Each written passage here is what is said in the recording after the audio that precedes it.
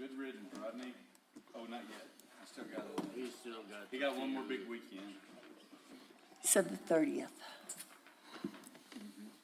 But I mean, he's got one more big Yeah.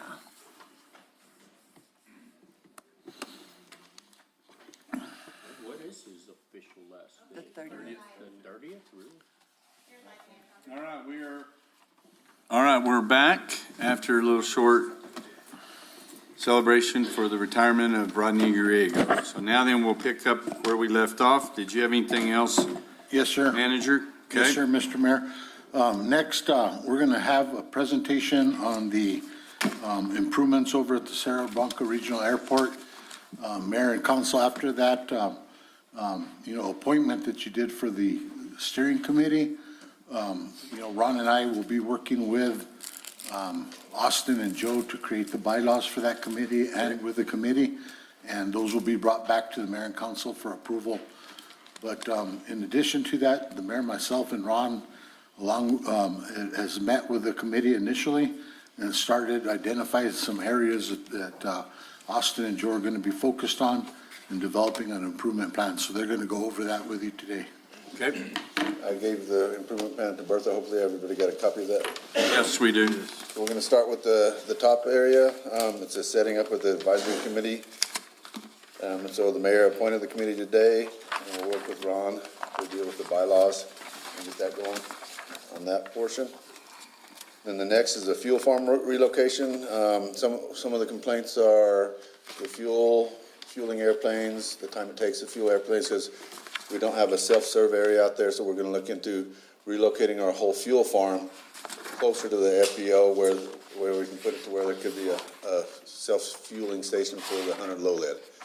Right now, it's down the road and across the street, the whole fuel farm is. So we're going to get, we're actually meeting with Armstrong Consulting Thursday at 3 via Zoom to discuss our options and start looking at a possible PER and design, PER, preliminary engineering recommendations on what we could see in the cost of moving that fuel farm.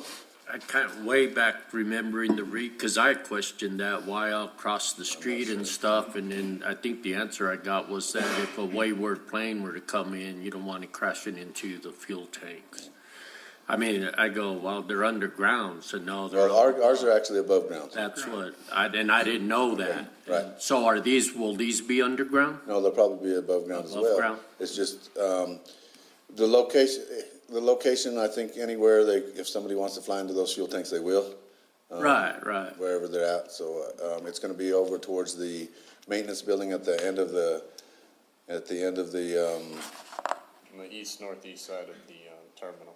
yeah, Okay. terminal. We got that property there. That's a really good location to put that. And it Okay. could come up to the fence, which we could have the low lead refueling station for the planes, self-fuel station right there, so the smaller planes could pull up, fuel their planes. And a lot of airports do that already, so it's just something we're looking at to try to help alleviate some of the costs for the 100 low lead planes. Right. For the fueling. Okay. Well, I can see that being better security too, Yes. because it's there on the property and you're not having to go across the road and try and keep an eye on something down the road. Correct. We can there are cameras down there we can monitor with, but this would make it to where they're easier to monitor. Inside the gate, we don't have to worry about people driving up and breaking in or. Right. We've had a few issues with people trying to break into that gate and stuff down there. Oh, geez, okay. Alrighty, the next is the FBO contract. We're gonna reach out, Austin, and we're gonna have Andrea reach out, do an RFP for scope of work with purchasing to develop a procurement to assess possibility of contracting out part of the operations. Some airports, I know Alamogordo, Las Cruces, and Carlsbad, just looking at some of their information, they actually have contractors that sell the fuel. They run the airports and then the contractors come in and deal with the fueling for the planes. So we're gonna be looking at that just for cost effectiveness to see where that might fall for us, if that's a possibility for Rio Blanco Regional Airport. See if that'll help reduce any costs for the pilots and stuff flying into the airport. We're just trying to help them out a little bit, see what we can do to alleviate some of the costs for them. It may alleviate some personnel as well to allow us to focus on other things that need to be done customer-wise. Work more efficient. Yes, sir. All right, next is fuel pricing. So the goal is to obtain policy and procedures for setting fuel prices from surrounding airports and evaluate competition. We're gonna reach out to Moriarty, Carrizozo, Double Eagle, Santa Fe, Las Vegas, Farmington, Alamogordo, Artesia, Carlsbad, Deming, Clovis, and Taos. And we're gonna put out an IPRA request to all those communities to figure out how they are charging for their fuels and other amenities that they do, their tie downs, their ramp fees, whatever else they charge for their entire fee structures is what we're looking for, to compare to see how we're doing in ours. I do know that our fee structure is set up by ordinance, and it was last updated in 2013, so we're just gonna look into that as well.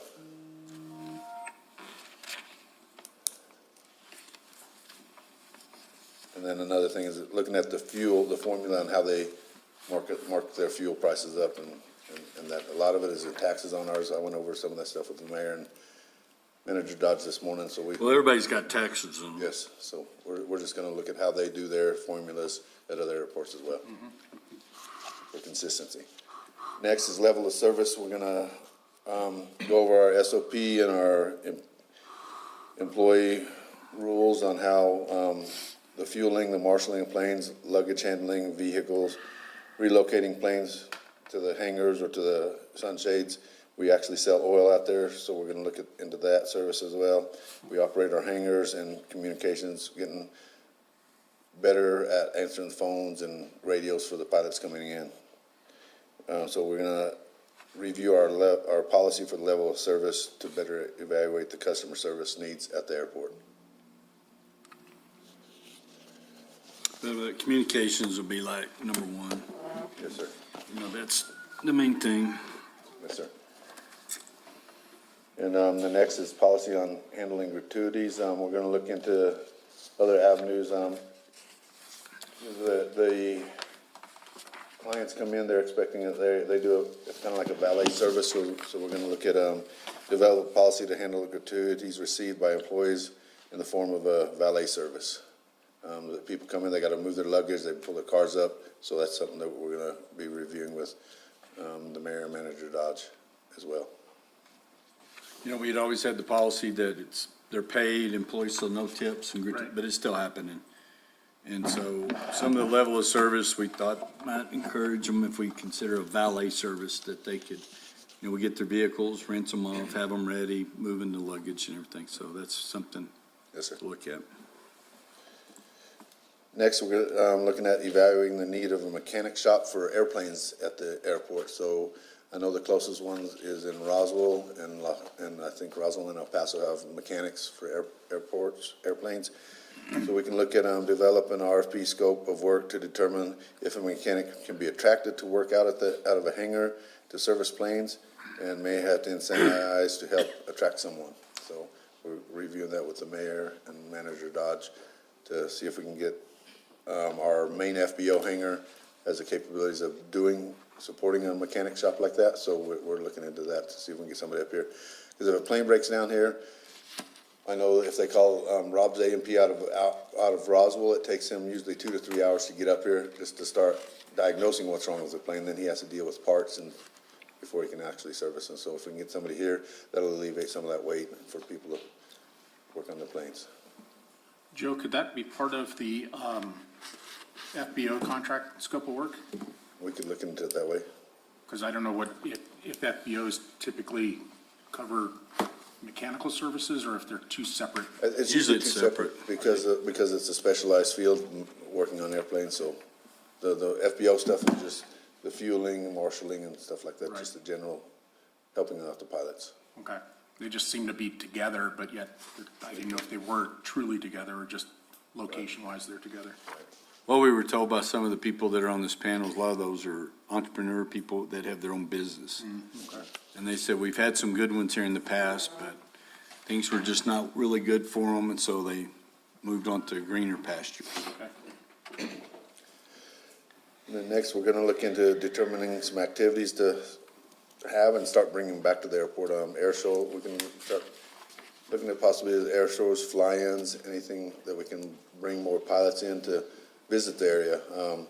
I do have some contact information that came from the airport managers conference this year on one of the ladies that works with the New Mexico Pilots Association on fly-ins, and she's really anxious to help and try to start getting some fly-ins brought in.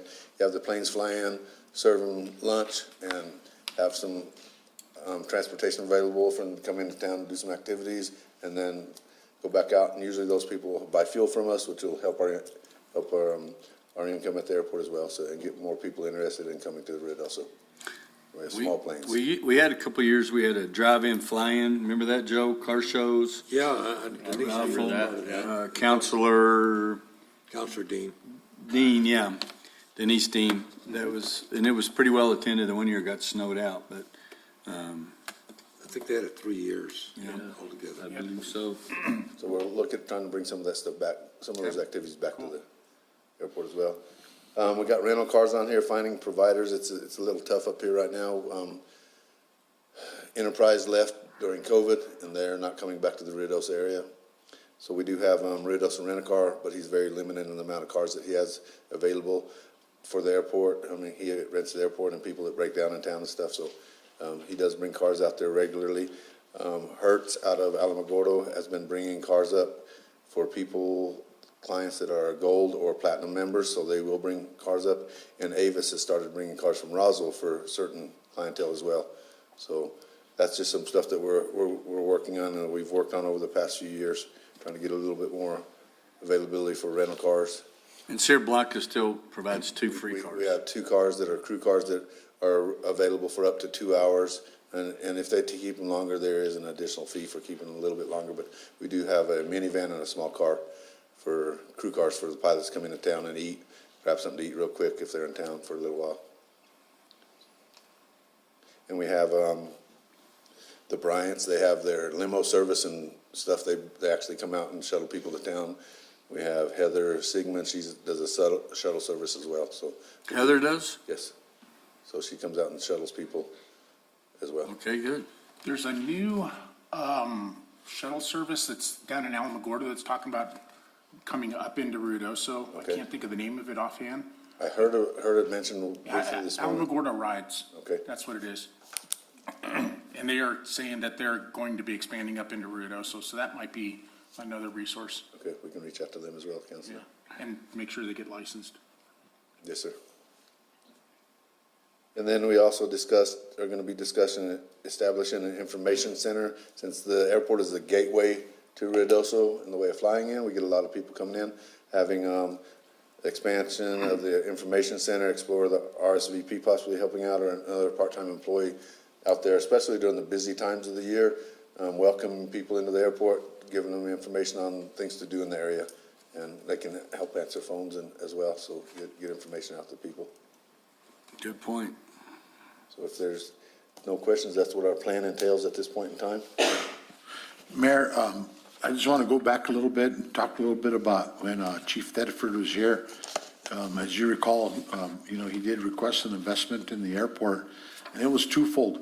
And it was to, convert the airport into operating under the fire department and adding additional staff. Part of that strategy was to add, full-time staff out there to the airport, which we did, and their firefighting, have the firefighting capabilities as well. So Joe, I want you to really talk a little bit about that, where we're at in that process. And why I say it's twofold, it was helping the manpower and the coverage for the airport.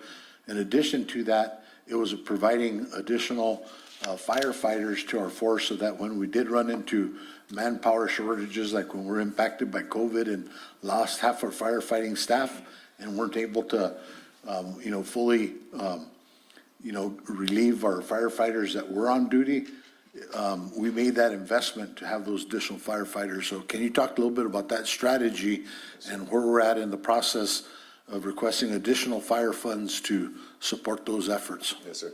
So the whole process that Chief Thetford brought into play here at the airport, we were able to hire additional firefighters to help in the village and out at the airport. And the one thing that has done out at the airport is providing 24-hour service at the airport for planes flying in and out at all hours of the night. So if someone needs fuel, there's emergencies going on, we have the firefighters out there 24 hours a day to deal with those planes if they need fuel, need guidance on getting in and out of the airport.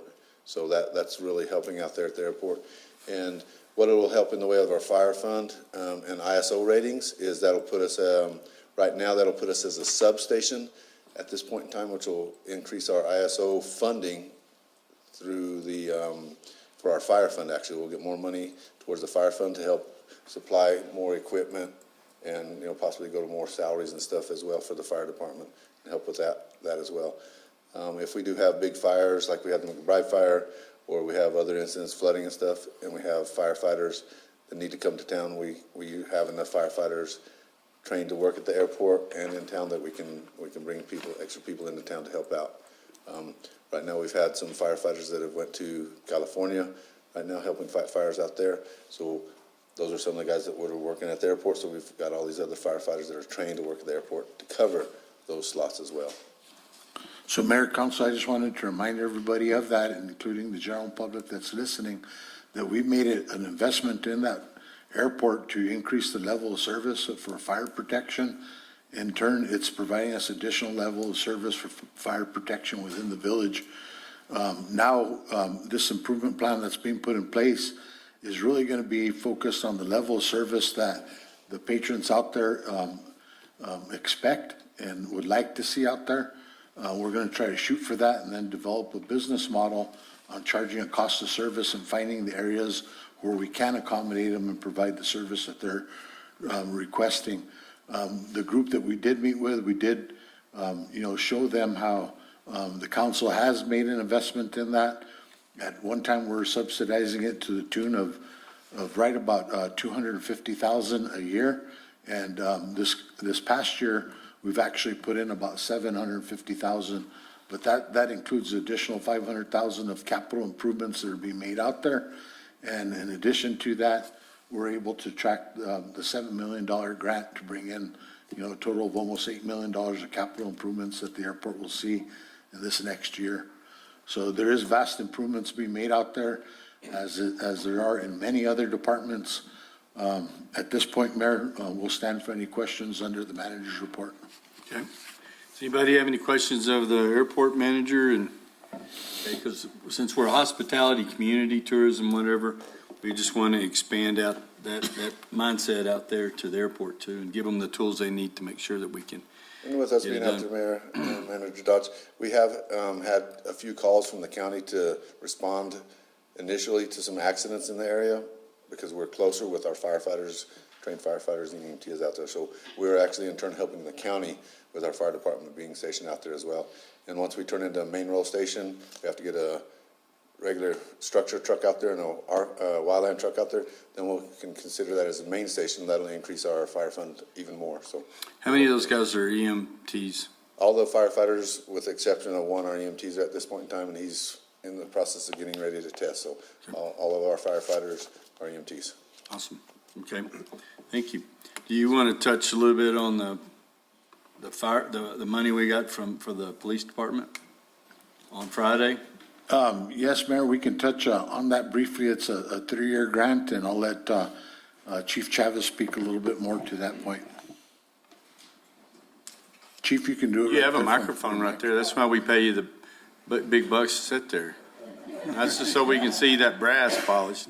Pay me big bucks to be lazy and not have to Yep. move. Just trying to get my steps in.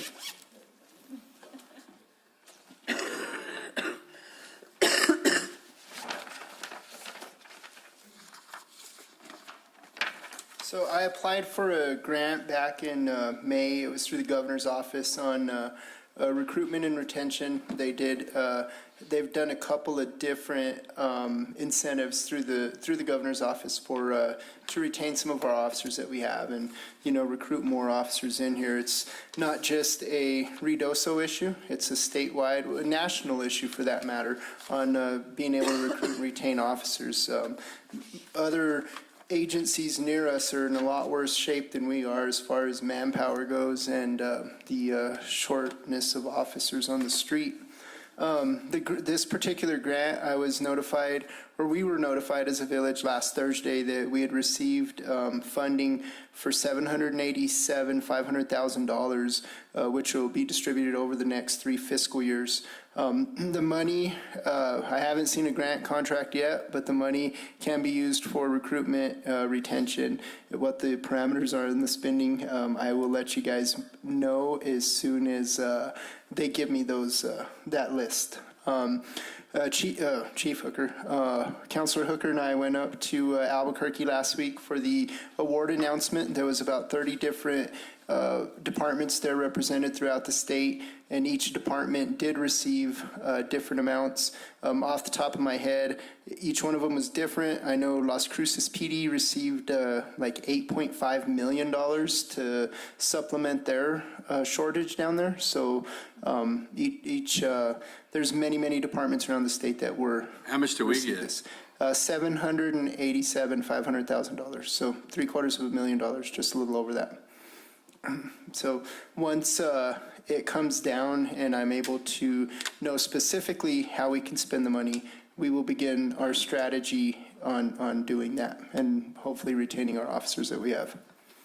That's always the fun part is you get the money and then, oh, but wait, we'll tell you how you can spend it. Yes, so hopefully they give it to us before the deadline of spending the money comes down to us. Well, maybe we can use it on dispatchers and some additional training. I like your idea of housing. That's pretty cool. Yes, so. That's one of our big obstacles is getting police in is they can't find a place to live or they can't afford it. Anybody else got a question for the manager? Going once, going twice. Okay. Mayor, I just, before I close down, I just wanted to say that I want to thank the counselors that did go and participate. One thing I did want to mention, Mayor, is, as we got the new clerk coming in and some of the positions and things that we're going to be transitioning into are going to be focused more on grant writing, grant management, not that we haven't done well on it, but we have signed up for an infrastructure boot camp through the DFA program. And Samantha's leading our registration on that as well as the finance department. Ron and Judy are both going to be focused on developing that department. And then we have the infrastructure conference that's happening in October, where we're going to be learning quite a bit about those type of additional grants that are being put out on a daily basis. We're receiving grant notifications and money that's being pushed out through the different, recovery acts and inflation laws that are being pushed through and things of that nature. So there's a lot of money out there being doled out, and we just want to make sure we're bringing back our fair share. Absolutely, more than our fair share. Okay, any other questions? Okay, thank you. If you do, you can talk to him. He'll get you hooked up. We'll move on to reports from municipal officials. We'll start down here with Councilor Coughlin. I know, I caught you when you weren't, Caught me off guard. Yes. And that's my report for today. Thank you. I'm trying to speed things up. Yes. Councilor Hooker? Thank you, Mr. Mayor. I just real quickly attended the Municipal League Conference. That was a good time up there in Albuquerque, except for being in Albuquerque. I went to the High Mountain Youth open house they had last week, and really just a great deal they built there, and I talked to them briefly about coming and presenting maybe next month. So they're going to get the information to reach out to be able to get on the agenda. The Main Street Conference, I'm signed up for that starting tomorrow. Right. Be doing that the next 3 days, and then again, emceeing on Saturday. And I tell all that just so people know it's not just 2 meetings a month, by the way. And he's not complaining. No, not at all. I'm retired. I got nothing else to do. Yeah. Everything was covered, Mayor. Okay. Thank you. Councilor Letterman? Me too. Joe? Of the last one, I just want to congratulate Jody Rue and also Rodney Grego for their service to the village of Ruidoso. I believe that Jody's dad worked for the village, and he worked in the water department. And so Jody was quite familiar with the infrastructure that was in place and knew many of the deficiencies that were out there. So he helped out quite a bit with his knowledge in the water department. And thinking back, I believe that Rodney has been director for 8 years. because I believe that he came on as far as director during Mayor Batten's first year, right after the Osborne administration, when Walter Bratton was the director, and then he lasted about maybe 8 months. But I believe he was director for 8 years, and I want to thank him for his service. But also, I also did go to the High Mountain Youth project there, and it's quite an ambitious adventure and vision that these people have. And it's going to take quite a bit of money. They're looking at renovating this one particular metal building, and they're looking at something like $300 some odd thousand to do that. And then if they really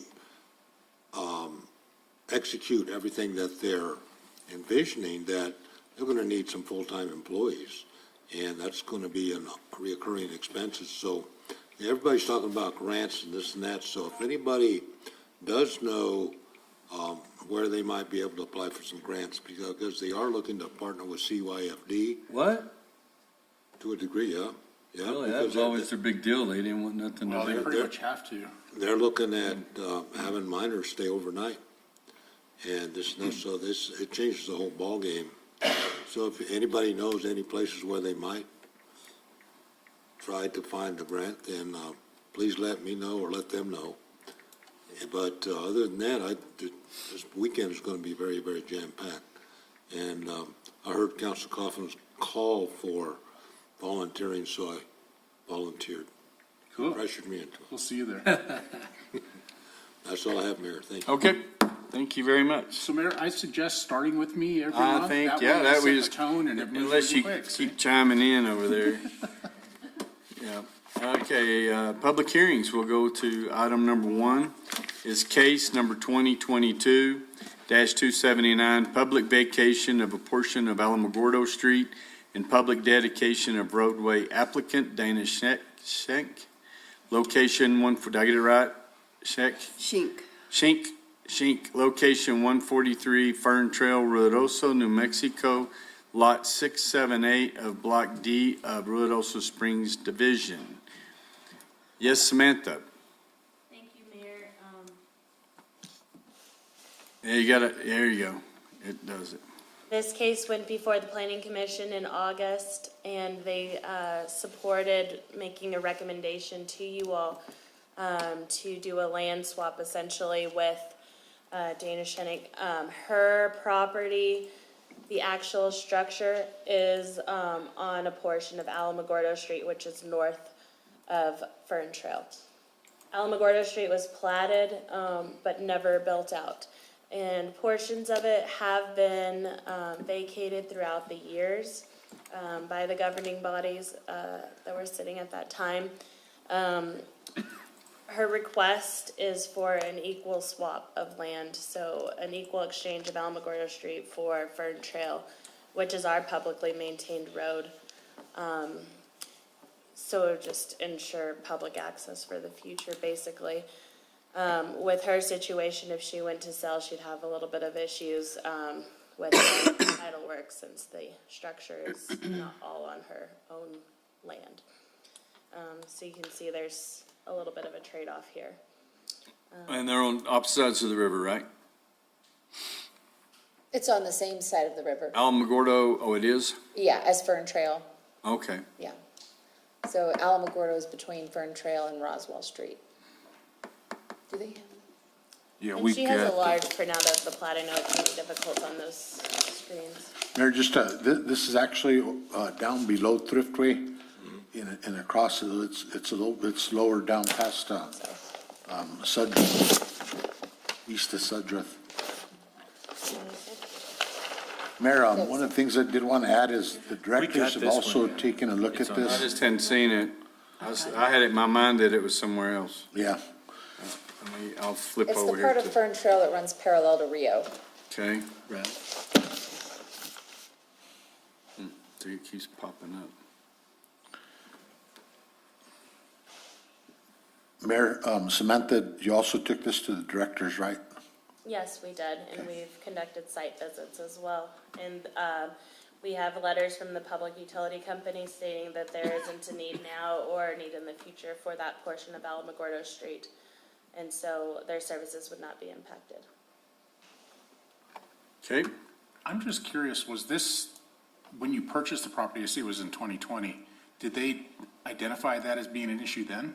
They did. Oh, We okay. own the cabin next to it, and, you know, it was something that we paid cash for, so it wasn't an issue with the bank or any type of thing like that. We just wanted the property because it was adjoined. Right, okay. And now you're just trying to get it cleared up? Right, Yeah. whereas if we were to sell it and, you know, just that single cabin to somebody else, it wouldn't be as worth as much to them, so it probably would be an issue, being that I think 14 or 15 feet are technically on Alamogordo Street. 14 or 15 feet of the cabin, The one that's on lot 6. Lot 6, yeah. yes. Yep. And then it looks like that building actually encroaches into lot 7 just a tad? I don't think so, not that I'm aware of. I think it's just right on the corner. And of course, we've had over the years, our neighbors have had different people. I think DT Collins came out and did a complete subdivision survey, and his report stated that basically there's 40 feet missing. And so Fern Trail was originally the river, and when that moved, that messed up all sorts of lines. So it's his opinion that it's just messed up, and we just have to try welcome and to fix it. Ruidoso, yeah. Exactly, yeah. Surprise. It's not a new thing, so, you know, just for future plans and to clean things up. And also, we just don't have a need for the road, so it would be nice to have that match the rest of Fern Trail along in that area. Okay. All right, well, this is a public hearing, so at this time, we'll open it up to the public, anybody that's on Zoom or anybody that's in the audience, if they'd like to speak for or against it. And Ron, let me know if someone raises their hand. If there's anybody in the audience that's not an employee, it seems like we're almost all employees, almost. See anybody, Ron? Mayor, members of the council, no one in the audience or on Zoom, or anyone also has not contacted the clerk's office regarding this public hearing. After years and years, you've finally got them doing it. Yep. 100 years. Thank you. 100 years. Okay, so we'll close the public portion of that, and now I'll open it up to the council for a motion. I'll make a motion, Mr. Mayor. I make a recommendation to approve case number 2022-279, public vacation of a portion of Alamogordo Street and public dedication of roadway, applicant Dana Shank, location 143 Fern Trail, Ruidoso, New Mexico, lots 6, 7, 8 of Block D of the Ruidoso Springs subdivision. Second. Any other discussion? Roll call, Ron. Counselor Eby? Aye. Counselor Linderman? Aye. Counselor Salas? Aye. Counselor Hooker? Aye. Counselor Coughlin? Aye. Thank you. All right. Thank you, ladies. Appreciate it. Thanks for helping clear this up. Yes.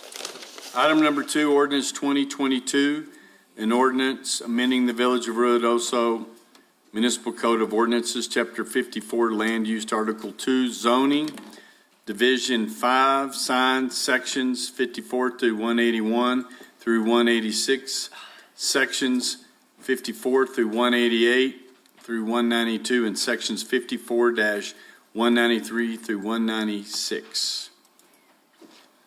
Yes, ma'am, Samantha. Turn Your yourself on. speaker went off again. Thank you, Mayor, council members.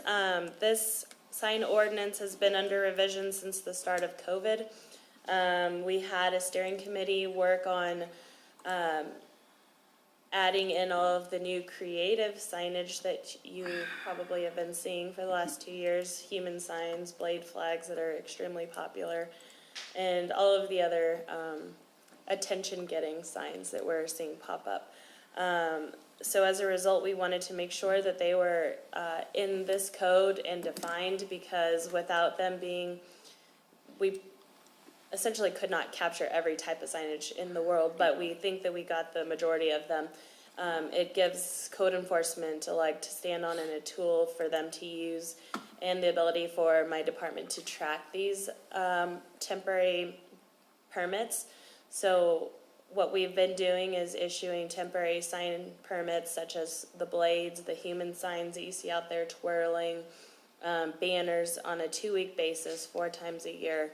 And once that business has maxed out on their temporary signage, that's it. So it's been manageable. We're tracking it with our CityWorks software and updating it weekly. And so code enforcement's aware, all of my staff, and just a select other village employees are on that.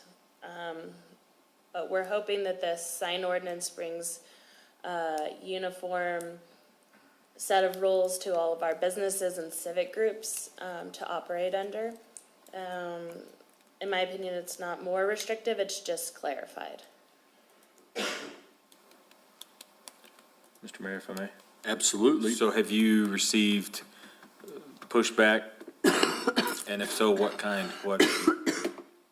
We do get a lot of pushback on those blade signs because they feel that they can have 5 or 6 out there continuously. And their temporary signage, they get weathered. A lot of them have frontage on Sudworth where it probably does help attract business, but it's not a long-term solution for signage. So that's where we've met with them individually to help them think of more creative signage, maybe something perpendicular to their building. So I've done a lot of site visits and taken out different ideas for the way that these businesses are set along the roads. So the blades has probably been our biggest kickback. Another one, A-frame signs. We've asked them to step aside from the spray painted handmade signs, and if they're going to use those A-frames, they need to be in certain places off the sidewalk, more professional looking. And so that one has been a challenge, but we're working through it, and I think it is. Because you're dealing with the Lions Club, the Rotary, the Gun shows. gun shows. And they're important to our community, and so we're trying to help them get through the process and attract the people as well. So. Well, and you know, you mentioned that you don't view this as being more restrictive, and I would agree with you, but there's also the perception that it's becoming more restrictive because we relaxed all the rules during COVID to make it easier for people to advertise and keep their businesses open and bring in revenues to keep them going. So in a way, somebody can argue, yes, it's more restrictive because 6 months ago I didn't have to do this stuff, but it's going back to where we were and making it just more sense, you know, because some of it, like you said, was just so vague and trying to enforce it. I know one business along Sudworth, they were parking a trailer like halfway on the sidewalk and halfway in the street, advertising their business, and we just need to be consistent with what we're doing. So I know you've been working on this for a long time, and a lot of people have gone into it. So thank you for doing that. By the notes, we were able to see that the Planning and Zoning Commission approved it Yes, sir. unanimously. Okay, it's a public meeting. Is there anyone in the audience or in the ozone out there in internet land tuning in that would like to make a comment?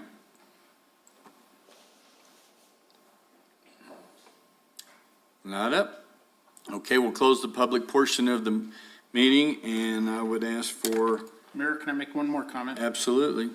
So on page 2, in the definitions of animated sign, it does talk about flashing or oscillating lights, and then it also goes on in the 3rd sentence to talk about something that changes, flashes or oscillates.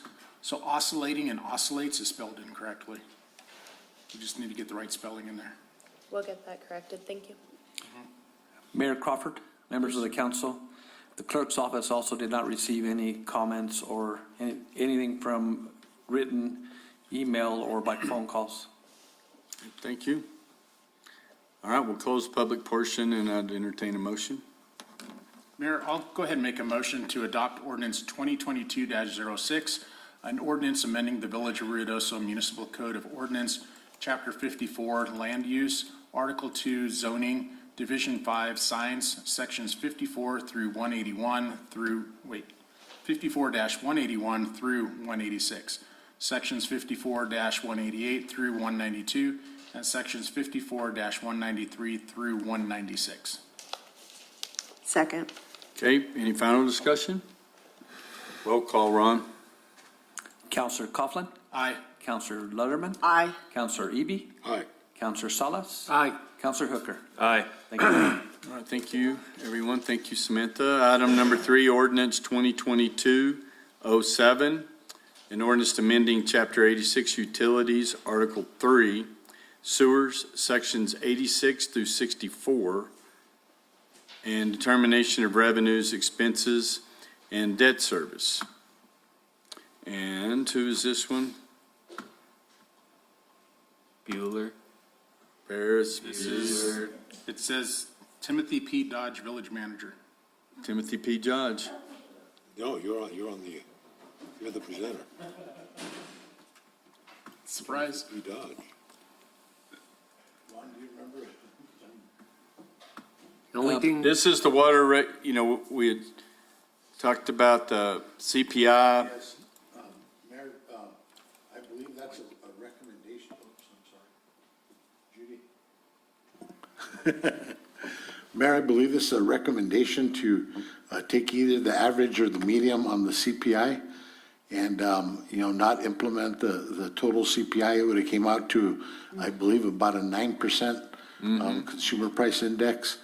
And so, Judy, do you have your recommendation on this?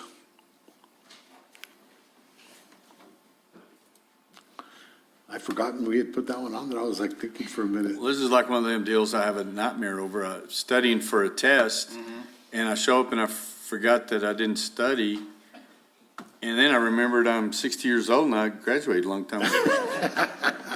So it always ends up well for me. Do you have any It ended information? up being it was like a month and a half ago, so. Yeah, so You're only 60? Yeah, I know. Wow. When we look back on a 10-year average, it was about a 3.53% increase over the years, but last year was a 5% and this year was going to be a 9%. So that's why we started looking at the average. And I know we were going to change it May instead of shall, so that you have the option whether or not you wanted to increase it. That's the biggest thing right here. It just says, it goes from, instead of shall is struck, and it goes to may, and that'll give the ability to say, okay, we're not gonna do this, we're gonna do it that way. And it average goes over 10 years, which is, it helps with those surges and bumps and along the way, so. So thinking back, Mayor, I believe our recommendation was change it to May and then make a recommendation at 3.5. Okay. It's a public meeting. didn't we have to post that though for the public hearing that we're gonna implement that 3.5? Ron? Did that have the provision in there? Mayor Crawford, members of the council, we did, this was advertised in the newspaper, the actual ordinance, but I have to rely on Counselor, Mr. Cook, on adding the 3.5. The only action we take right now is to amend the ordinance. Okay. And then Oh, it does finally went through. adjustments need to be Finally done went through ordinance, or? Whatever the administrative way that you've done it in the past, you're just giving yourselves more discretion at this point. Okay. And this amended ordinance won't take place, or won't be effective, won't be official until, what is it, 10 days after your meeting? I believe so. Is it 5 days? So you guys have put in place a stay on that non-discretionary bump, which is all fine, but you guys wanted to come back and give yourselves discretion in case something like this came up again, or to deal with it in the current circumstances. So that's what you're doing now. Everything is on hold. But now if you pass this in 5 days, you will officially have discretion to adjust according to the averages. Based upon how we Yes. handled it in the And past. then administratively, we would apply the 3.5. So with the rates then have to come back to the sheriff a year? No. As far as it says, No. may be adjusted and with begin the fiscal year, using the means or median of the previous 10 years. So who has the authority to use those means? Mayor, council, it would be an administrative, decision if we see that it's something that's out of the ordinary, like this past year, then administratively, we would use the May to apply an average, 10-year average. Okay, And Mayor Crawford, members of the council, we currently have an executive order that put a stay on it and has the last year's CPI, so that would also be, we'd go back and amend that also. so what you're saying is you would go back and amend this rate to a 3.5 increase? Mayor, council, if the administrative or executive order applied a 3%, is that correct, Ron? Mayor Crawford, members of the council, the executive order just put a stay to the 9% and kept it at the 5.6, is that what it was? Current. We didn't change any of the No. rates out of July. We left it for whatever. Everything was the same. The It's the same, existing, it yes. stayed consistent. We usually used to change them in August for the July consumption, and when we saw that it was 9%. 9%, that's when we went to the village manager, and that's when we decided to put the stay on it, so. So we hadn't raised it at all. I don't think we No, did. we haven't raised it No, at and so all. what we're talking about now is once we approve this, if approved, it would go up 3.5%. That's correct. Yes. Administratively, we would apply the 3.5%, the 10-year average, Okay. as opposed to doing the 5 or a. 9 Or the 9 that Yes. would, Right. it would normally, okay, now I understand. Clear as mud? Clear. Okay, so, public meeting, again, anyone would like to ask any questions, address the council? Raise your hand with the little button if you're on the internet. Nope, nothing, don't see anything. And Ron, has anybody, Mayor Crawford, members of the council, the clerk's office did not receive any public comment regarding this ordinance. Okay, thank you very much. We'll close the public portion, and I would entertain a motion for item number 3. I move we accept ordinance 2022-07, an ordinance amending Chapter 86 Utilities, Article 3, Sewers, Section 86 through 64, Determination of Revenues, Expenses, Debt Service. Second. Any discussion? I would just like to say, I don't know who came up with this idea. I think I know who did, but this is, for all those people that complain about their water bills, this here is proof that we are looking out for everybody. And we could have easily just gone with what it said, and everybody be complaining about a 9-point-whatever% increase. But this is fair. This was a great change to that ordinance. Yeah, staff just brought it to our attention, and we agreed with them. Yeah. So that was great. All right, so now we'll have a roll call, Ron. Counselor Lunderman, Aye. Counselor Eby. Aye. Counselor Salas, Aye. Counselor Hooker, Aye. Counselor Coughlin. Aye. Thank you. All right, thank you, everyone. Mayor, I Now- want to apologize that I forgot that I was on the agenda for this. I just want to blame it on COVID. Oh, yeah. Brain fog. It seems like this was mentioned months ago. It's hard to. Well, we did talk about it, But in the scheduling and and everything. then we didn't have the workshop. Item number 1 is discussion and possible action on appointment and approval of the village clerk and the administration of oath of office. So maybe I jumped the gun a little bit. And it's going to be really embarrassing for me. We're sorry you had to drive all this way. Yeah, Mayor, just real quick. you bought a house, a crap. Mayor, real quick, I think the counselor was calling me out. He said he didn't have a cold, but Marilyn swears I lost my smell. Okay, Brain is cold. so any other discussion? Can I go ahead and make a Yep. motion? I move to approve the appointment of Jenny Turi as the village clerk. Second. Okay, final discussion, roll call, Ron. Counselor Coughlin, Aye. Counselor Lunderman, Aye. Counselor Eby, Aye. Counselor Salas, Aye. Counselor Hooker. Aye. All right, Welcome. okay, Jenny, come over here. Or you guess you can come around here, back here. I'll get out of the way. And I have you a nice little copy, because when the first time I heard it, I'd never read it before, and with Irma Devine's accent, I got lost. Oh, you got So step over here, picture. pull up here, by the microphone, and so just repeat after me. Hold your right hand up. This is the oath of office, State of New Mexico, County of Lincoln. I, Jenny Turry, I, Jenny Turry, having been appointed to the office of village clerk having been appointed to the office of village clerk for the village of Ruidoso in the county of Lincoln, for the village of Ruidoso in the county of Lincoln, state of New Mexico, state of New Mexico, do solemnly swear that I will support the Constitution of the United States, do solemnly swear that I will support the Constitution of the United States, the Constitution and laws of the state of New Mexico, the Constitution and laws of the state of New Mexico, and ordinances of the village of Ruidoso, and ordinances of the village of Ruidoso, and that I will faithfully and impartially discharge the duties of said office to the best of my ability. and that I will faithfully and impartially discharge the duties of said office to the best of my ability. So help me God. So help me God. Congratulations. Yay!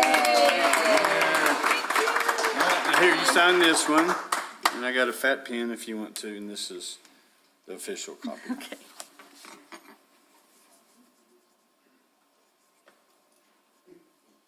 Thank you. Thank you.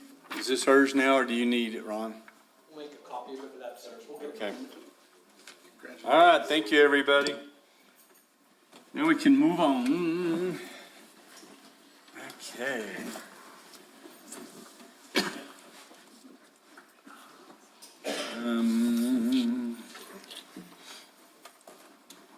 Item number 2, discussion and possible action on adoption of resolution 2022-40, a resolution amending ordinance 2014-06, Village of Ruidoso Personnel Policy Chapters 1 through 4. This was postponed from the August 9th, 2022 regular meeting. Yes, ma'am, Cheryl? Good afternoon, Mayor and Council. Before you, you have the proposed changes for the Chapter 1 through 4 Personnel Policy. It's been a long time coming. The Personnel Policy Committee began meeting late November, had a lot of collaboration through the committee and review of by legal and the village manager. A lot of back and forth, but we feel we've cleaned it up some. We've updated some language, corrected some grammatical errors, and just overall really made it more clear for our staff and for a guide for our managers to use. The plan going forward will, as you all know, will be to approve 4 chapters at a time until the manual is approved, is finalized. And I will stand for any questions if anyone has any. I'd like to thank Letterman and Coughlin for setting in on that all that time. Do you have any comments? No, it was I think we've had a really good committee. We've taken painstakingly time with it, and I think it's good. There were times that we get through 1 or 2 pages in an hour. The only thing that I have to comment on this is, and I commented on this through the committee as well, but we refer to standby and callback pay, and it refers to the amount of time they have to respond. And my concern is respond is not defined. So does respond mean answer the phone, or does it mean be on site? And that's the only thing within there. It just says they will respond. And me being the person that always looks for. Anal retentive, yes. Well, that's one way to put it. My wife calls me something different. But I'm always looking for the way out. I could be a horrible employee because I would say, I did respond. I answered within that time frame. And that's the response. That's the only comment to that. Counselor, on 4-5 callback, that last sentence does say employees are given up to 2 hours to respond when called back. So I feel like that is telling them that they have to respond to the site, after being called back.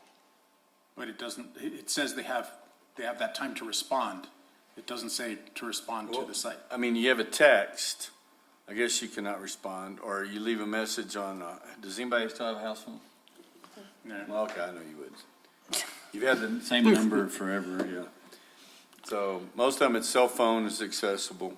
And that's what the on-call is it's a cell phone. You know You're that supposed to being- answer it. Absolutely. Mayor, Counselor, just my recommendation to satisfy Counselor Coughlin's position is respond to the job site as designated by your director. And that would be fine. It's just one way or the other. It either needs to respond via text or phone call or respond to a job site. But right now, it's just up for interpretation and argument. I'd recommend job site as designated by your director. Okay. Anyone else? And these were the easy chapters. Yeah. Just wait. Can I make a motion? Absolutely. I move that we accept Resolution 2022-40, a resolution amending Ordinance 2014-6, Village of Ruidoso Personnel Policy Chapters 1 through 4, postponed from August 9th, 2022 regular council meeting. Second. Okay, we have a motion and a second. Any discussion? Can I question the motion? Do you want to incorporate the changes that Manager Dodge suggested? Yes. So the motion. Sorry, I didn't even think of That's that. right, was to include the job location designated by the director. Yes. Okay. Okay.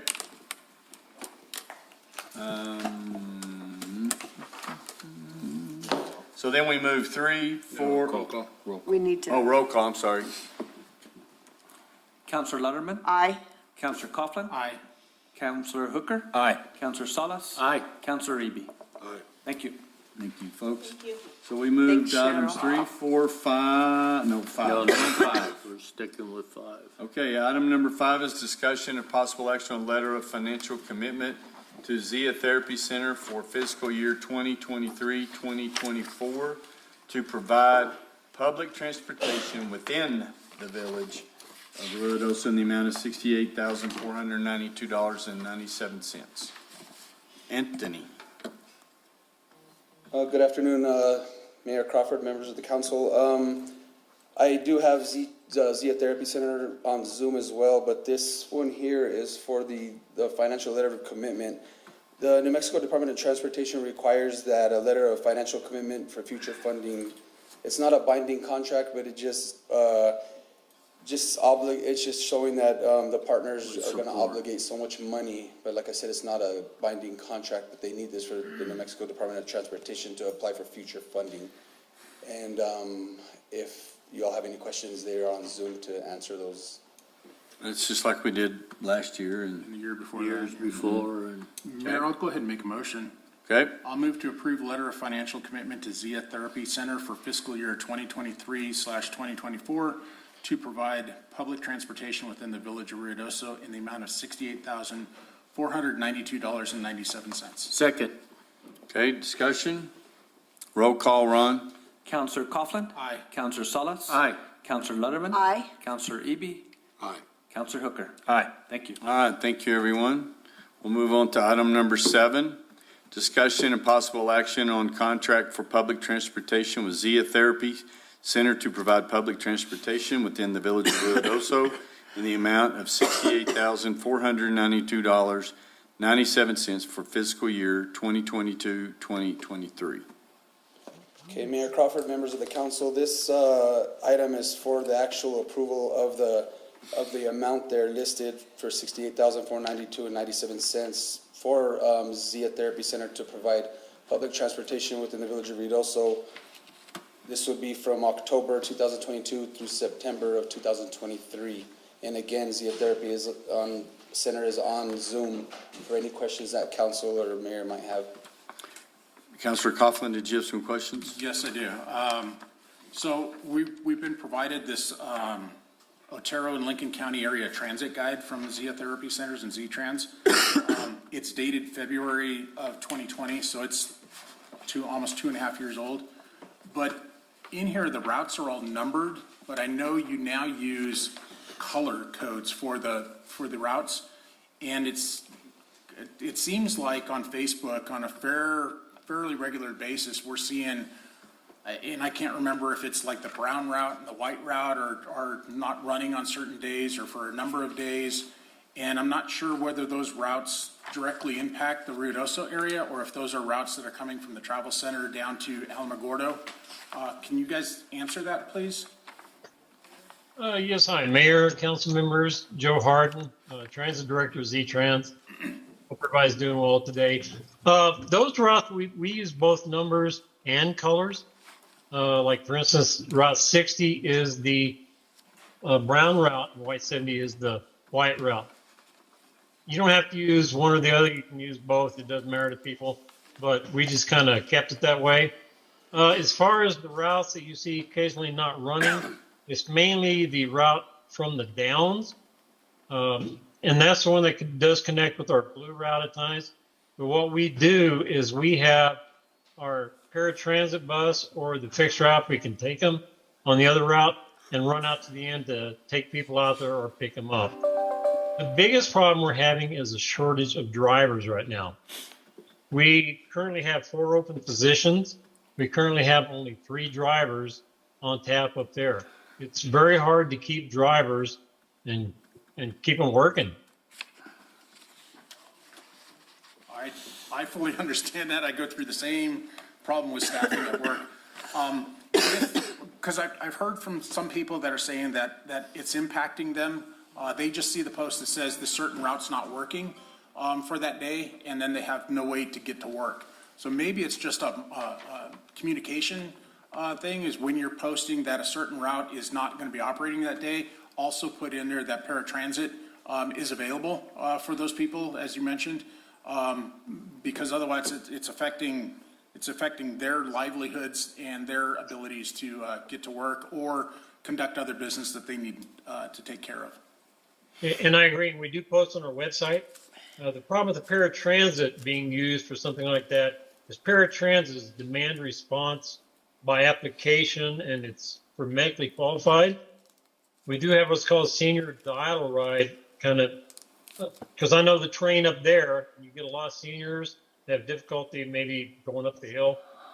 We can look at some other ideas for that. I don't know how long this is going to continue as far as the shortage of drivers, and we are going to see a change in the route from the Downs because of funding. And I know you guys are probably aware of that. To what extent you're aware, I'm not sure, but I can answer any questions on that.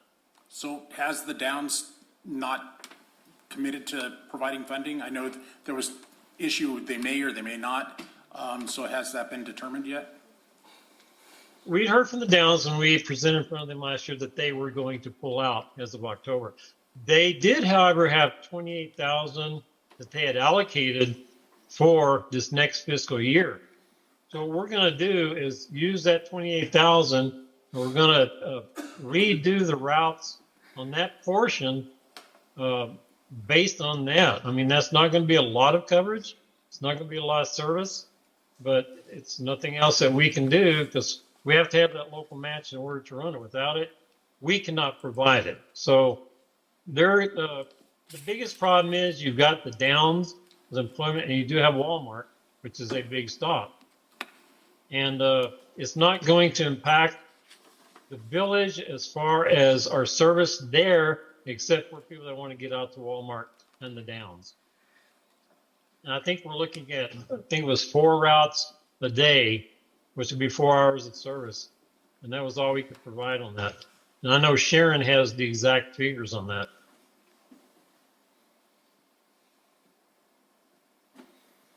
So I was knowing about that, the Downs, my sister uses the paratransit out of there, and they had a town meeting back in August or something there at the senior center, and they talked about pulling out. And what I understood was they, just like you, Tim, they were pulling out, but then I understood they have allocated $28,000 for this year. So I wanted to recommend that we only have 2 stops over there. And then what are we gonna do when they do pull out the following year? Because that's all I could see what would be happening more and more. Are we gonna continue the service, which it's very much needed? Yes. And whether we take over the whole gamut and it's, all of our part, especially the paratransit, that's a very important factor in our neighborhood because we used to have that service through our senior center. And that's what provided for our seniors. And I'm there now, and that's where I want to catch a ride down to the casino to get the deals on the hot wings. So, but anyway, that's here, nay. I'm glad that we're showing a letter of support. And again, as Anthony mentioned, it's not a commitment that we're doing. It's just that looking in the future that we're continuing to have the service. And whether, I just saw it there of the All-American Park, maybe those 2 spots. Because I know there's people from the Downs that do ride up here to go to work. And it's a shame because, even though we are 2 different municipalities, the citizens don't know the boundary lines. That's absolutely right. There's so many people. Yeah, they do. They should. And they need to go down there and talk to their council about it. Exactly. And they do, and that's what I've told a lot of people. They go, Ruidoso's not gonna support it anymore. I go, no, we are. It's some hearings. There's an issue with Ruidoso Downs, you need to go talk to them. But there's a lot of people in Ruidoso that go to the track, go to Walmart, and need that ride. And then there's a lot of people in Ruidoso Downs that come into Ruidoso either for shopping or for work, and rely on that. And that's gonna really impact them to be able to conduct business and conduct their lives that are necessary. So it's a shame that they're not going to continue on with that. But from a business standpoint, yes, Joe, you're right.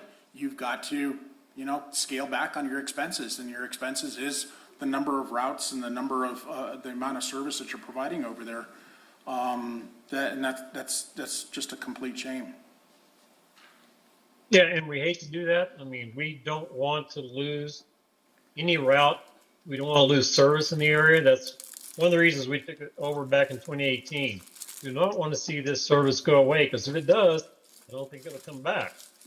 So you're right. People need to go talk to their council members. It's not too late. I mean, when we presented to them before, they was to get a letter of financial commitment, just like we did to you guys at the village. It's not an obligation. It's a commitment to say, yeah, we'll provide this money, but it doesn't mean they're obligated. And that's the difference. And we definitely like to bring them back into the fold if we can do that. But there's way too many rumors going around, stories that we're closing, service is stopping, we're losing Mescalero, we're losing Cruces. I don't know where all this is coming from, but it's not. And we're not closing service. We are going to modify up there based on the amount of local match that we have.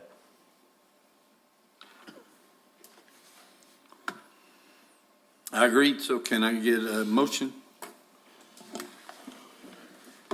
Mayor, I move to approve the contract for public transportation with Zeotherapy Center to provide public transportation within the village of Ruidoso in the amount of $68,492.97 for fiscal year 2022-2023.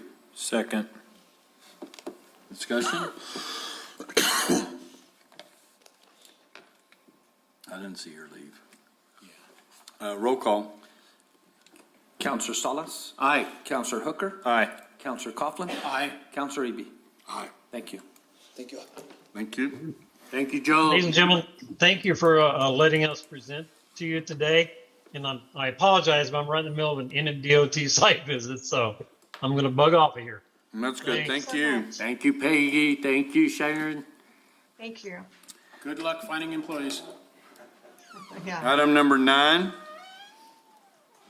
discussion and possible action on memorandum of agreement between the County of Lincoln and the Village of Ruidoso contributing respective portions of the 60% preliminary project design of the Gavilan Canyon Road, Bridge, Meander Drive Culvert, Warrior Drive Culvert, and Gavilan Canyon Road Culvert near Janet Drive. Yes, sir, Mr. Boyda.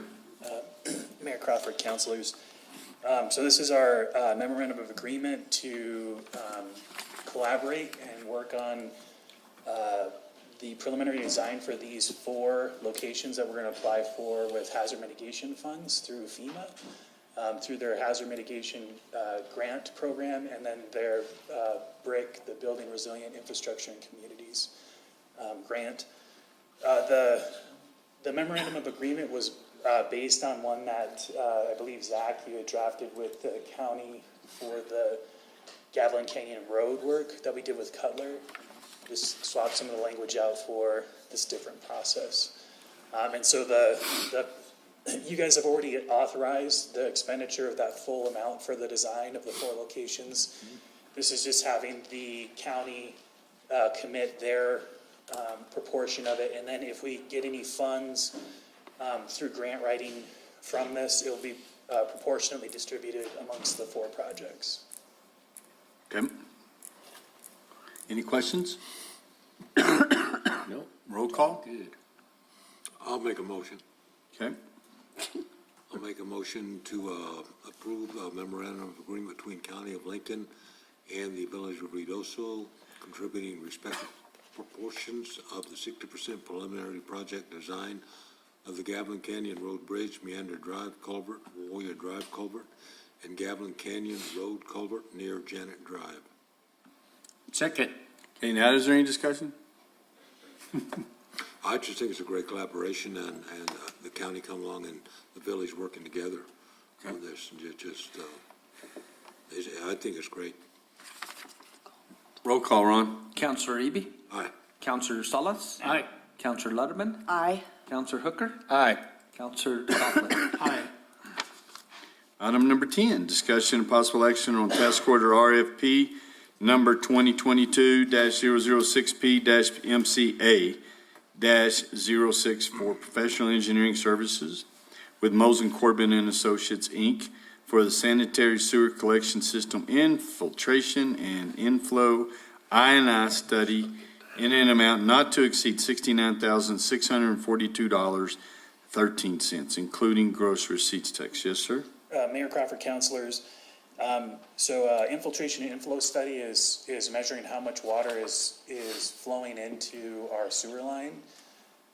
And this process was negotiated with the Office of the State Engineer. I was actually on the other side of the table when this was negotiated, and I was working with the OSE. And we had, at that time, the village had agreed with the OSE that they would perform an I&I study after the FEMA interceptor line was repaired. And so, even though we repaired most of the line with the restoration project, there was still one location that's part of the hazard mitigation project. It's location 8A. It's by Main Road 2 that was being replaced as part of that project, and that's the last that hasn't had any type of repair on it since 2008. Main Road Bridge. Two. Yes. You just said Main Road 2. Bridge. I don't want people to get confused. Yeah, We I got was two thinking main- we got 2 main roads. Okay. And so that location is going to be started first. And so they'll be finishing in November. And at that time, that's going to trigger this I&I study to start. Okay. Any other questions? Okay.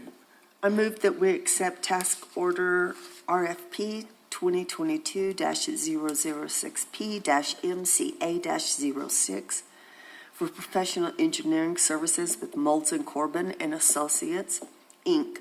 for the sanitary sewer collection system infiltration and inflow study in an amount not to exceed $69,642.13, including gross receipts tax. Second. Any discussion? I smell a protest vote. Roll call, Ron. Counselor Letterman? Aye. Counselor Hooker? Aye. Counselor Coughlin? No. Counselor Solis? Aye. Counselor Eby? I knew I smelled that. I'm, It smells like chicken. I'm just not pleased with some of the past performance. Well, you and me both. Yeah, never been, well, after John died, I'll tell you that. Okay, number 11, discussion of possible action on ratification of task order RFP number 2021-007P-11 for professional hydrogeological services with John Shoemaker and Associates, Inc. for the River Well H 1979-S3 Rehabilitation and H 1979-S13 Clean Out and Pumping Test in the amount not to exceed $74,795.19, including gross receipts tax. Mayor Crawford, councilors. John Shoemaker and Associates is going to help us to develop the bid specifications for this invitation for bid. This summer, what's called Riverwell, which is out at the Eagle Creek Sports Complex, collapsed. And when we tried to put a pump back in there, we could only get the pump down to 300 feet. We tried pumping just to see what we could produce, and it was only producing a small fraction and pumping off of what it used to be.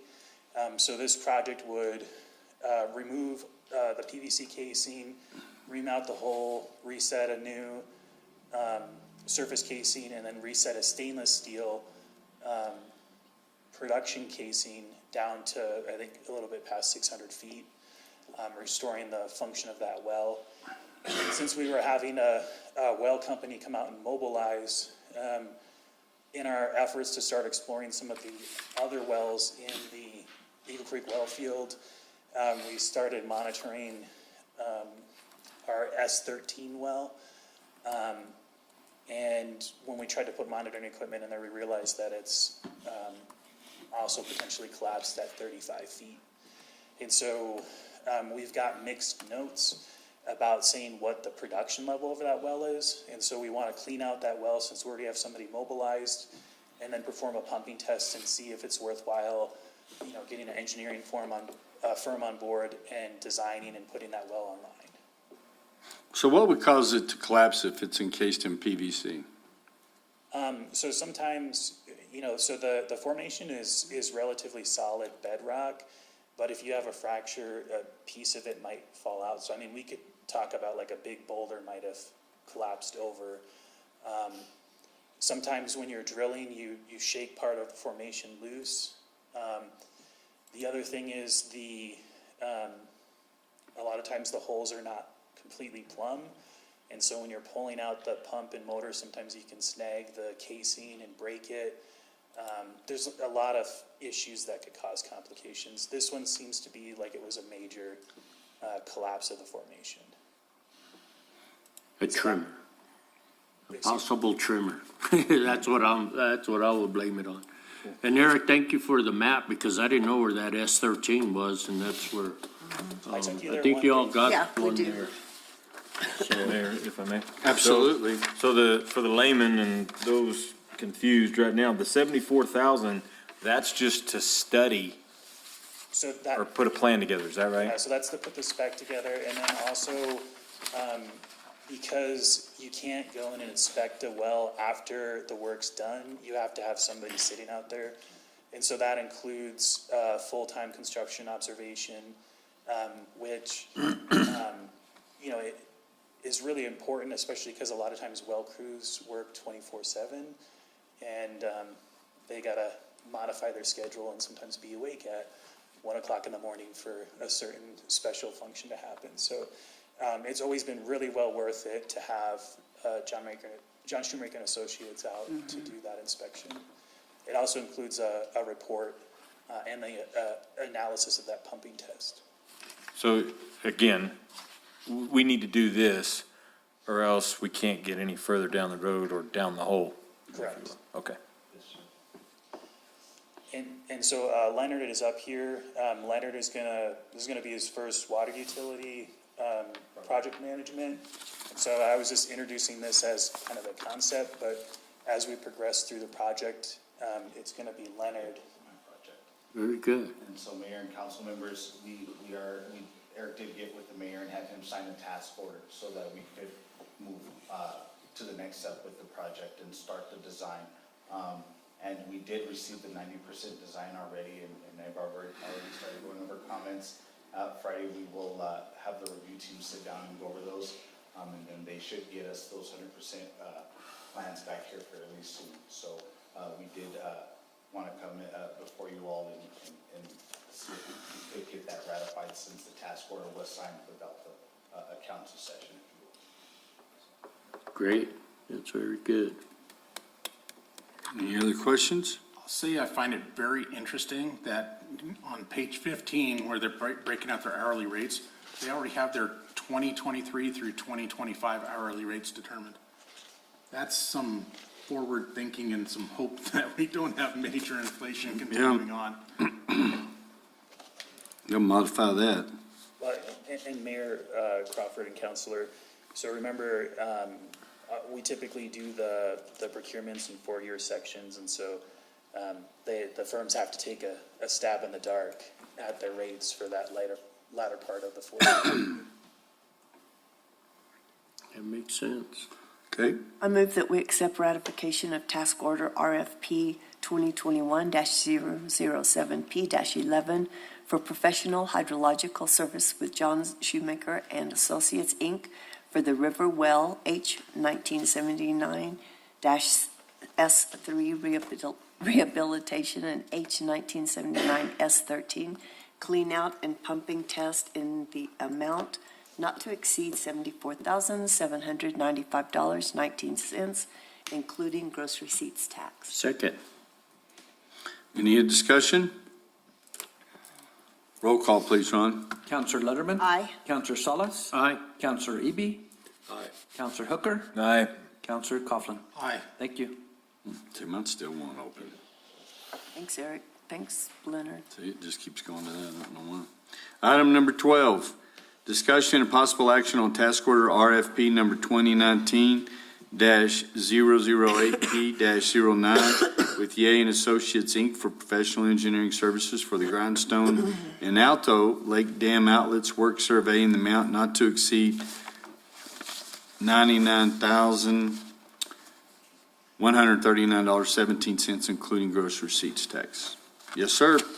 Mayor, councilors, yeah, this is for task order number 9 with Ye Associates, and this is for professional engineering services for the Grindstone and Alto Lake Dam Outlet Works inspection and survey. And this is a requirement from the New Mexico OSC Dam Safety Bureau, and this was identified in in the last few inspections, and it's an item that we need to get off our plates. The survey also requires a dive team to perform the inspections, so it would be quite a good, pretty good project. So. Okay, does anybody have any questions for Randy? Randy, when do you anticipate this taking place?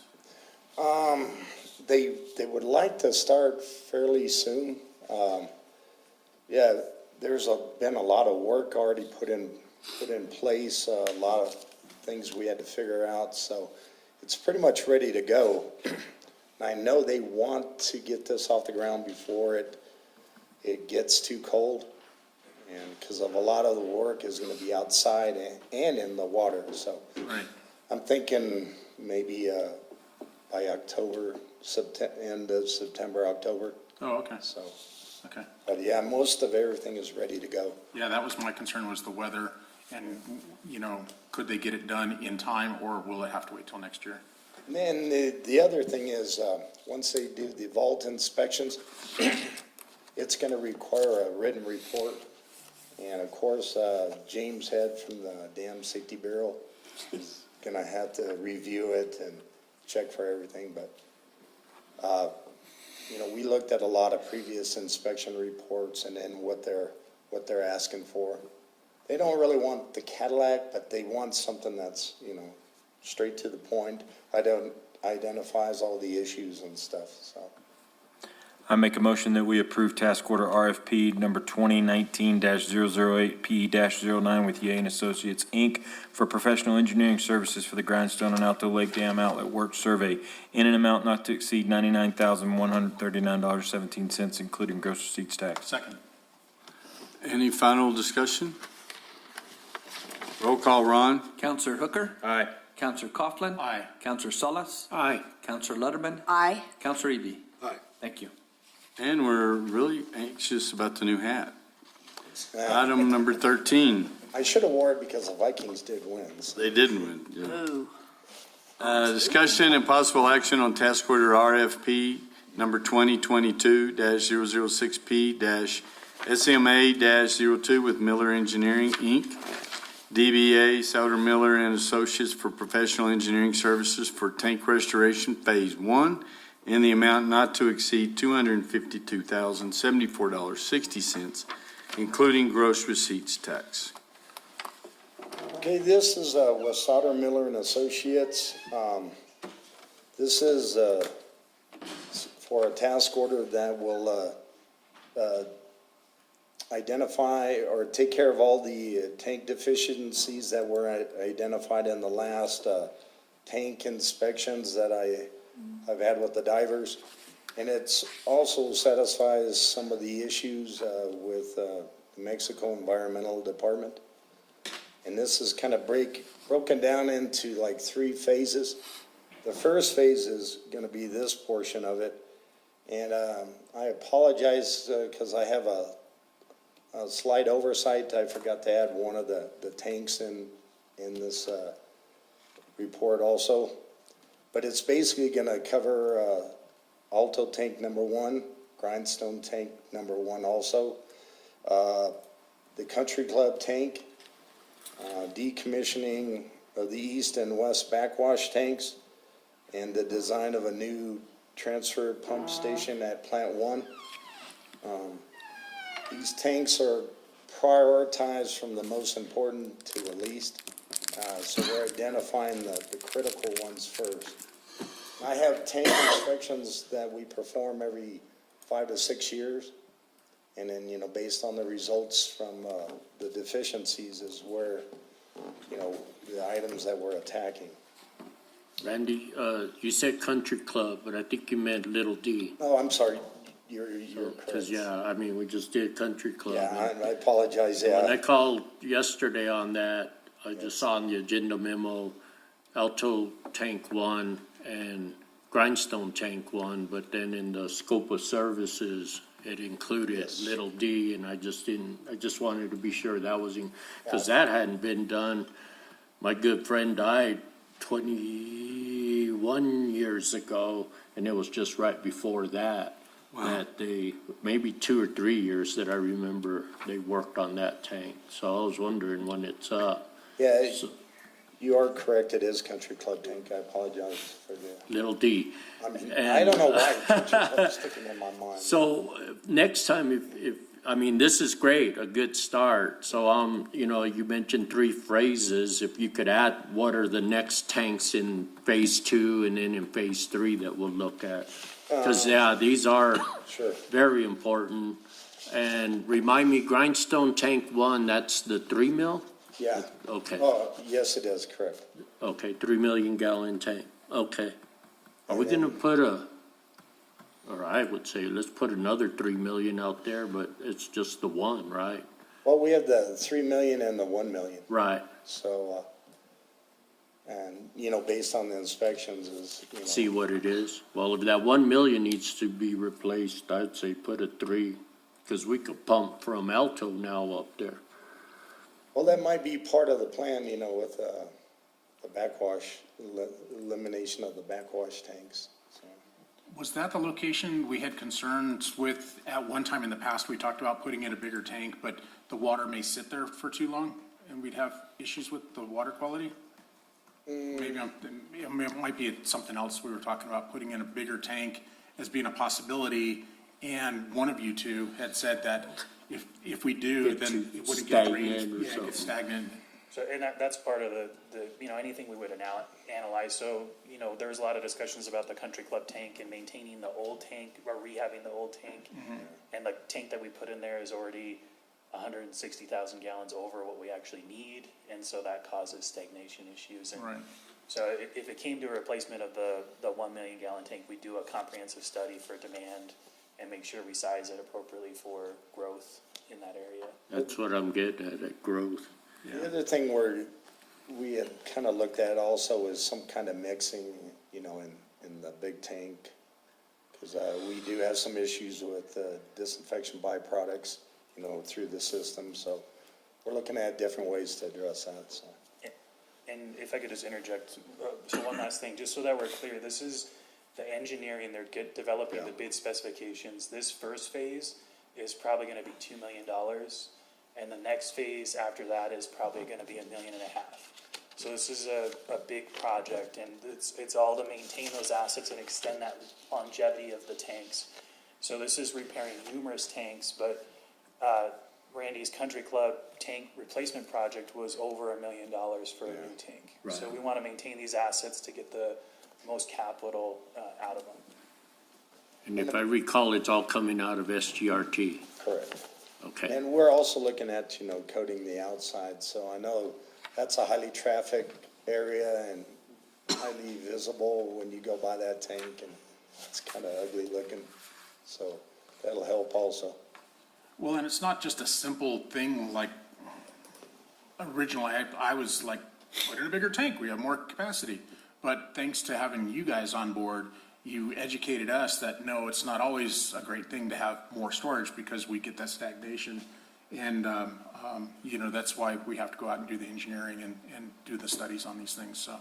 Well, the other thing too with the little D tank, is that when you take it offline, we're gonna have to bring in some other tanks for a temporary setup.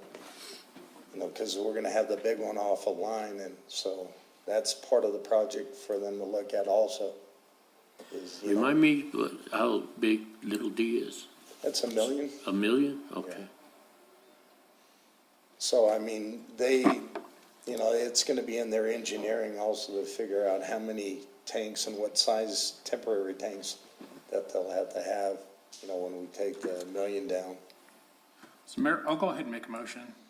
I'll move to approve task order RFP number 2022-006P-SMA-02 with Miller Engineering, Inc., DBA Souter Miller and Associates for professional engineering services for tank restoration phase 1 in an amount not to exceed $252,074.60, including gross receipts tax.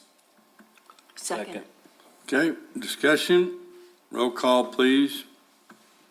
Counselor Coughlin. Aye. Counselor Letterman. Aye. Counselor Eby. Aye. Counselor Salas. Aye. Counselor Hooker. Aye. Thank you. Thank you very much, gentlemen. Item number 15, discussion and possible action on ratification of production agreement with Saul Aguilar, DBA J&S Pro Sound for promotion and production for annual entertainment program for Aspen Fest. Mr. Roberts. Mr. Mayor, councilors, how are you guys doing today? Good. All right. I was asked to come up and talk to you guys about this. If you guys have any questions regarding the Aspen Fest collaboration that we are partnering with the Chamber about, kind of expanding on the event similar to what we did with Ruidoso with the Midtown Association. So I'm more than happy to answer any questions you guys have about the entertainment or the production schedule or we're just excited. It's going to be a great event. Aspen Fest is one of my favorite events in town, always is. So, At Wingfield Park, correct? yes, sir. It'll start pretty much right after the parade. So the parade will go off in Midtown, and then afterwards, everyone will make their way back to Wingfield Park, and the party will start. So, and it's a 2-day festival this year. Yes. First and second. The first and second, and we have some great entertainment. On Saturday, the headliners are the Young Dubliners, who have been a Celtic rock band, really well-known band for decades. And then There's a Celtic rock. Celtic rock, yeah. So Okay. they're a lot of fun. Did you just make that up because you're a Celtic rock fan? Well, I will, Yeah. full transparency, my band opened for them once, so they're really good guys. And they love New Mexico. When I opened for them back in 2016, they told me, because I was living here, I flew back to do the show, and they're like, we love New Mexico. We play at the Albuquerque Zoo every summer if you guys ever need anybody out there. So they were on our short list, and I was pretty excited about it. And then on Sunday, we have New Mexico's very own Al Hurricane Jr. playing. So we're excited about that. So we got a lot of different types of music. It's going to be a lot of fun. So. Is that on the 1st of October, you're saying? First and second. First and second. So Yep. that's gonna tie into the outdoor challenge culmination. Oh, great. Yeah. Oh, yes. I forgot. Yeah. It's the end of the Discover Ruidoso tours. We'll be announcing the winners of the drawings that day. So over 100. And Cowboy Fest. And Cowboy Fest. And bull riding on the 1st. Holy cow. PBR. Yeah, got a lot going on. And you have to, don't forget, you have to wear your kilt. Killed. And bring my Flotico dancer. Isn't that what he sings? Al Hurricane Jr.? Mayor, Al Hurricane is more of a northern New Mexico folk type of music. He doesn't sing. Lost your microphone. He doesn't sing folklorico. Oh, he doesn't, okay. No, Aw. no, but he is like a folk, northern New Mexico folk singer. So you're gonna have Jet Black, Lone Pinion, Aaron Bent, the Young Dubliners, Foggy Memory Boys. Yep. COVID victims all? They've been named that for a while. They're a band. Are they? that- Okay. They're a band out of Taos. Yeah, I did. I started a band. I'm its leader. I just forgot about it. Wow. Al Hurricane and the Memphis Band. Yeah, it's everything from, traditional roots blues, bluegrass, Lone Pinion. They are a true New Mexican band. They play music that was written in New Mexico 250, 300 years ago. They've played at the Kennedy Center. They're a really great band from Santa Fe. So I'm excited about it. So this is the village's part is the money Yes. for all of this, and it will tie in after the parade. Okay. And then this is lodger's tax funding. Yes, it is. And it was already approved as part of that budget. So this is a work or a task order through that Okay. pre-approval. So. Looks like another fun time. Can I ask a question just out of curiosity? So Young Dubliners and Al Hurricane Jr. are listed as the headliners, but yet they're not the last bands playing each day. The Young Dubliners are. It's showing that the Foggy Memory Boys come on after them. That 8:15 to 9:30. That should not be the case. I apologize. I kind of picked this up recently. I'll have to look back at the Young Dubliners are the headlining band. Al Hurricane Jr. is still the headliner, so to speak, the big name on the ticket, but his schedule was such that he could not play the last slot on Sunday. So he's played in the second to last slot with the Memphis band. And if you guys came to Ruidoso, they're a country western band from Chihuahua. So they have an amazing fiddle player. They're the ones that lost the keys to their van at Ruidoso, and we finally found them. They were not going to get back home that night. So, Mayor, Counselor, when we were booking these bands, I was kind of disappointed because I thought I was going to make $1 million on this event. How's that? Tim originally told me that it was Al Hurricane that was coming. Oh, yeah. And I was like, we're going to bring him back from the dead? Back from the dead, yes. I'll tell you what, we'll put an eye patch on Al Hurricane Jr. There you go. There you go. On which eye? I move that we ratify the production agreement with Saul Aguilar, DBA, J&S Pearl Sound for promotion and production for annual entertainment program for Aspen Fest. Second.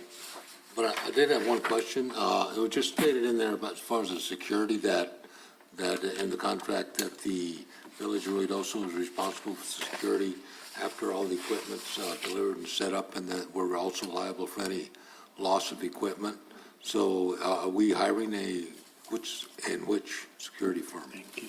I believe for the overnight security, it'll be local security firms. That's who we've hired for the overnight. Just like with this event that's coming up this weekend, we have overnight security on both days. So, and we did the same thing for Ruidoso as well. Okay, do we have a roll call? Counselor Letterman? Aye. Counselor Eby? Aye. Counselor Solis? Aye. Counselor Hooker? Aye. Counselor Coughlin? Aye. Thank you. Okay, now we'll need a motion to move into closed session. Thank you. Thank you. Thanks, Tim. I know. Mr. Mayor, I make a motion that we Go ahead, you're we good. go into closed session, discussion of limited personnel matters pursuant to 1015-1H2 NMSA 1978. Discussion subject to the attorney-client privilege pertaining to threatened or pending litigation in which the Village of Ruidoso is or may become a parent pursuant to 1015-1H7 NMSA 1978, and/or discussion of the purchase, acquisition, and/or disposal of real property and/or water rights by the Village of Ruidoso pursuant to 1015-1H8 NMSA 1978. Second. Okay, roll call. Counselor Hooker? Aye. Counselor Solis? Aye. Counselor Eby? Aye. Counselor Letterman? Aye. Counselor Coughlin? Aye. Thank you. All right, we'll be back. She was sweating it out. She thought Ron was gonna hand her the computer and the pen. Yeah, I was expecting that too. It should have been, here you go. Yep. This is yours, get after it. Chris, Okay. Chris, He was being nice, but normally. I got some voter